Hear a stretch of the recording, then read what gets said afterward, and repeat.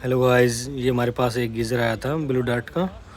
इसका जो टैंक है वो इतना हल्का था कि जब मिस्त्री ने इसको आउटलेट को जब लगाया तो वो टूट ही गया साथ में। तो वो लेके आया था हमारे पास रिपेयर करने के लिए, तो हम इसको यहाँ पे रिपेयर कर रहे हैं।